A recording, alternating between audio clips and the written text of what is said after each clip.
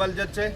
અમે આજે નખત્રાણા મુસ્લિમ સમાજ દ્વારા રજૂઆત કરવા આવ્યા હતા મામલતદાર સાહેબને અને ડીવાયએસપી સાહેબને। અમારી મુખ્યત્વે રજૂઆત એ જ છે કે હાલે જે પોલીસ દ્વારા જે ગામો ગામ જઈ અને મુસ્લિમ સમાજના જે મુતવલીઓ છે, ઇમામો છે, એનું પૂછપરછ કરી અને સર્વે કરી રહ્યા છે।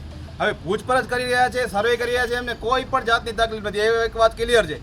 પણ તમે જે સર્વે કરી રહ્યા છો એ કયા પરિપત્ર મુજબ કરી રહ્યા છો ભાઈ, એટલો તો જાણવાનો અમને હક અધિકાર છે ને।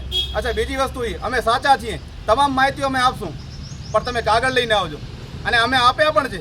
અને આપ્યા પછી જો 8 દિવસે ફરી પાછો તમે એ જ માહિતી લેવા આવતા હો તો શું મતલબ?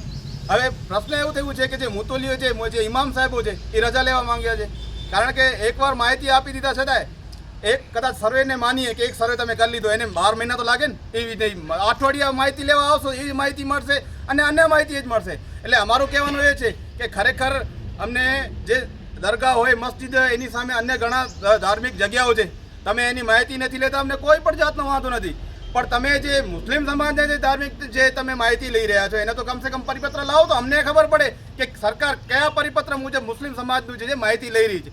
સવાલ એ જ છે। અને ખરેખર સરકારે જો સર્વે કરવું હોય, જે પોલીસ દ્વારા જે સર્વે કરી રહ્યા છો, તમે સર્વે કરાવો કે એક ગામમાં બેરોજગારી કેટલી છે, એક ગામમાં કુપોષિત બાળકોની સંખ્યા કેટલી છે, એ જ ગામમાં બેરોજગાર કેટલા છે, એક ગામમાં વિકાસના કાર્યો કેમ નથી થયા, એ સર્વે કરાવો તો આપણા જે વિકાસના કામો થશે। આ ધાર્મિક જગ્યાઓ જે મુતલીઓ છે, ઇમામો છે, એના સ્ટેટ બેંકો, એના યુપીઆઈ આઈડી, એને શું કરવું છે, એના દેશના વિકાસથી શું લાગે વળગે? અરે તમે કદાચ મુજરીમ હોય તો રિમાન્ડ લઈ લેજો, 10 દિવસ રિમાન્ડ લેજો અને પૂછપરછ કરજો કે તમારા ક્યાં છે, ક્યાં એકાઉન્ટ છે, શું નથી। આ મુજરીમ નથી, એક ઇમામ છે જે પોતાના ધાર્મિક મુજબ પઢાવે છે, બધાને શીખાવે છે, અને મુસ્લિમ સમાજે ક્યારેય કોઈ એવી વાત ખોટી નથી કરી હોય તો અમને કહેજો। જો મુજરીમ હોય તો 8 નહીં 10 દિવસ સુધી એને પૂછજો, પણ ખોટી રીતે મુસ્લિમ સમાજને એવી રીતના જે ધાર્મિક જે લોકો છે એને હેરાન કરવામાં ના આવે।